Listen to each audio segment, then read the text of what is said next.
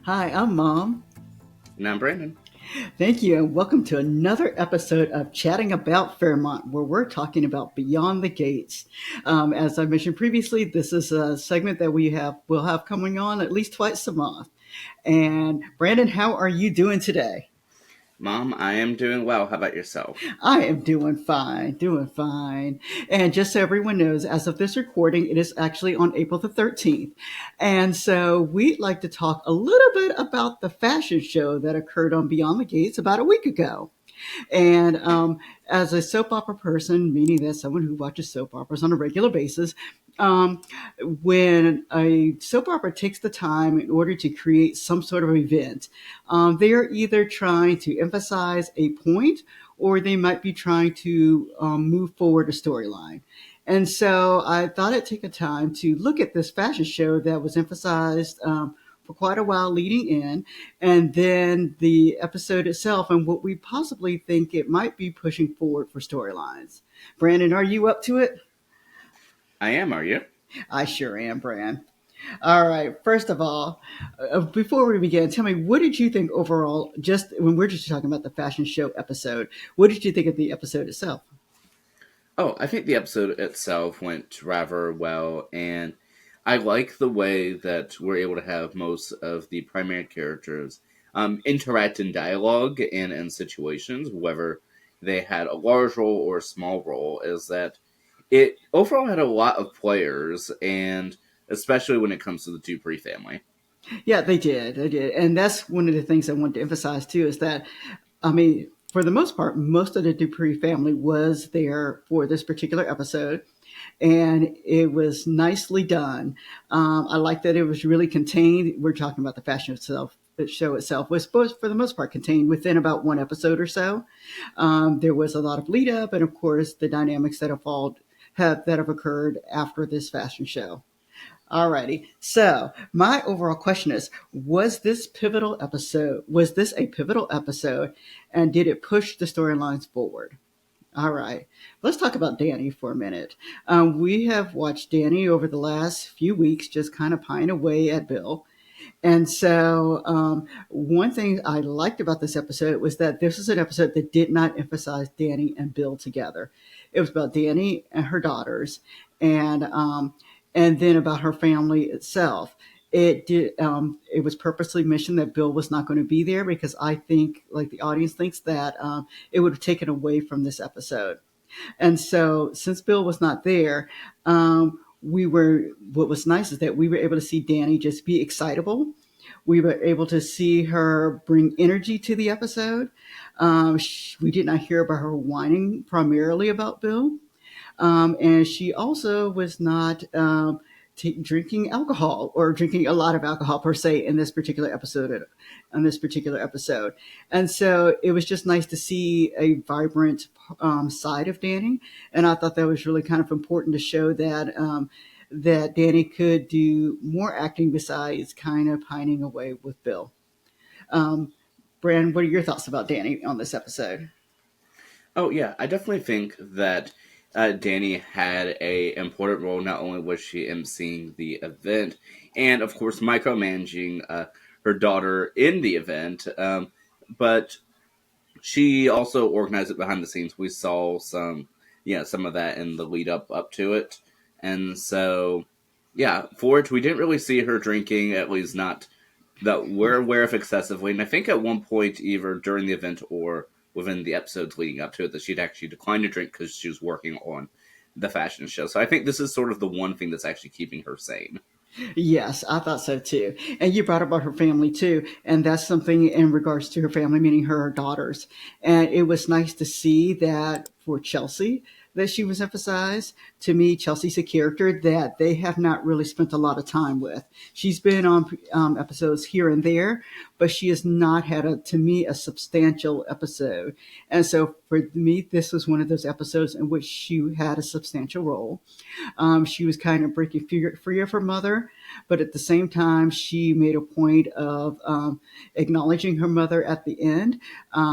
Chelsea was also kind of breaking into her own because she is going to be working with her cousin Kat in regards to making purses or selling purses or designing purses. And then they said later with fashion also. And so I like that they were showing that the character was breaking away, but at the same time, she had the support of her mother that they showed at the end. Her mother was not necessarily happy that she wasn't going to be a model, but I like that they did show that she did have the support of her mother and that Chelsea was finally able to kind of have her own story. She is going to have her own storyline. One of the characters that they emphasize in this particular episode is Samantha. Samantha is the daughter of Smitty and Martin.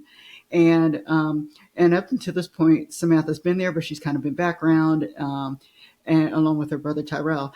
But in this episode, they let Samantha actually have quite a bit of a part, um, and they were able to highlight her as a character.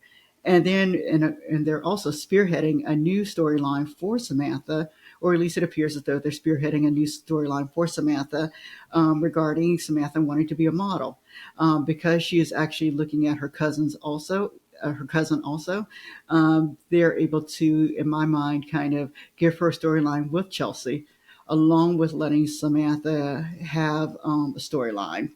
But in the storyline, we're also showing that Samantha, who's kind of shown as being an obedient daughter initially, in future episodes, she's showing that she's becoming a little devious. She's not far out yet, but she's becoming just a little bit devious and a little rebellious. And her father's at this point in time. One father does not want her to model, the other one seems to be okay. Um, but she's going against both because they were not on the same accord. And so it'll be interesting to see how far they're going to take this particular storyline. But this is at least a storyline that is being spearheaded from this initial fashion show. Um, like I said, and then I've talked about Samantha's fathers, Martin and Smitty, but I will say they have in previous episodes have been bickering, and so it was nice to see them actually together and smiling, and they were supportive fathers on this particular episode of the fashion show. So it was nice to see the fun side of them. Um, and then also there was an emphasis on the cousins in this episode, meaning Chelsea and Kat, and it emphasized their business venture. And we got to see another product. They've talked about this purse company, and we've seen like maybe one purse that they keep carrying around. And so it was nice to see purse number 2 or 3. I'm not sure, but anyway, so it was nice to see that they had a product that they were showing, and they're going. And it'll be interesting to see how they plan to wrap this second storyline into the series. And then I'm going to talk a bit about Tomas. Tomas has been, of course, introduced as the boyfriend of Kat, and he's been featured on and off. What was nice is that all the Dupree men were able to see Tomas and to actually have a little interaction with him, and that was actually a fun scene to watch.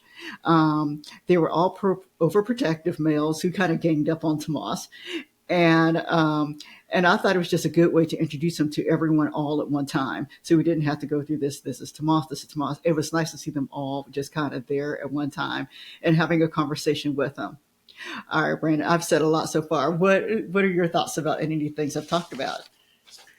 Yeah, well, I definitely want to address what you were just saying about Tomas. I kind of like that he was, sort of in the thrown into the middle of of the situation, that he was there to to support Cat, to support the the initiative overall, but then was sort of thrown into working, but also had to have that encounter with the with the family. And I just love that part with all the family, not really ganging up on him, but uh showing that they will do everything in their power to make sure that Cat is okay. And I like that they didn't per se judge him, like when he mentioned that he works for Bill Hamilton, but instead was just like, just keep keep your guard up, make sure nothing happens to Cat.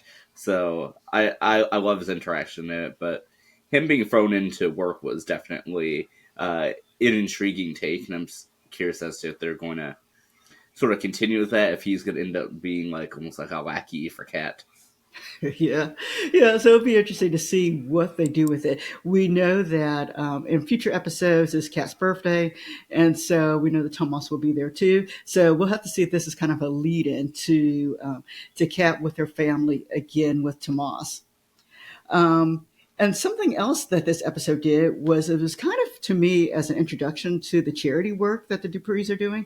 They've emphasized charity work before that they do, but this time they truly emphasized and they talked about the First Generation College Fund and how they were they were kind of helping to make money for this scholarship fund. And Danny is actually on the board for the scholarship fund. And so to show that Danny in this role, and then later, a few days later, we see that Danny is fired from being on the board. And so this to me seems to be a way to emphasize this board and to give Danny yet another storyline to work on. So beyond the fashion show, to show her being on another board that would be more family oriented, since Danny was kicked off of the initial board there. And so this will give Danny just a little bit more direction, a little bit more to do.